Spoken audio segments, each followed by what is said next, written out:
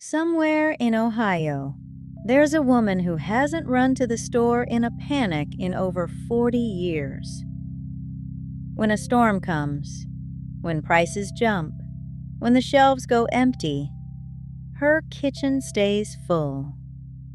Not because she's wealthy, because she keeps a pantry the old Amish way. Tonight, I'll show you exactly how to build one, even in a small kitchen, even on a tight budget. Stay with me until the end, because the fourth secret is the one that lets you build it without ever feeling the cost. My name is Miriam, and I've spent my life learning the quiet ways of the Amish. They don't store food out of fear, they store it out of wisdom. The same wisdom your grandmother had before we were taught to buy only what we need for today. So pull up a chair. Let's fill the pantry together. The first secret is this: the Amish don't shop by the week. They gather by the season. When tomatoes are cheap and heavy on the vine in August, that's when she puts up a year's worth. Not in January, when they cost 3 times as much and taste of nothing. Nature gives food in waves, and a wise woman fills her shelves on the crest of that wave when it's cheapest and best, and lets it carry her through the lean months. You can do this without a single garden row. Watch what's in season and on sale: a case of apples in the fall, sweet corn in summer, squash in autumn, and buy a little extra to keep. You're not spending more. You're simply buying at the bottom of the price instead of the top. That alone can cut a grocery bill in half.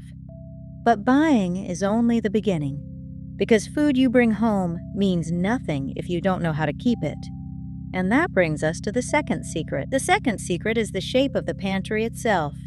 An Amish larder is built in 3 layers, and once you see it, you can never unsee it.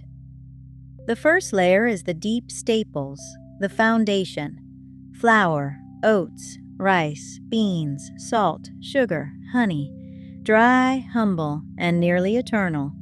Stored cool and sealed, these last for years, and they are the bones of 100 meals.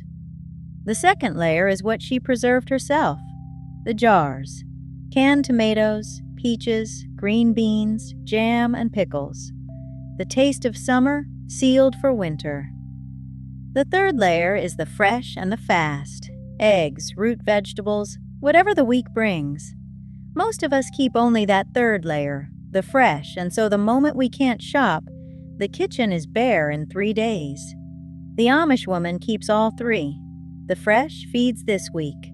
The jars feed this season. The staples feed the whole year. Build those 3 layers, even small, and you will never open a bare cupboard again. But a full pantry can still fail you if you don't do the next thing. The third secret is the one that keeps a full pantry from quietly rotting. She rotates. First in, first out. Every new jar and every new bag goes to the back, and the older ones come forward to be used first. Nothing hides in a corner until it spoils. Nothing is ever thrown away with a sigh.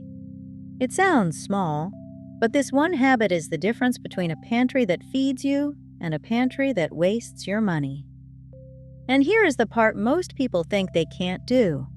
The Amish keep much of this without a refrigerator at all.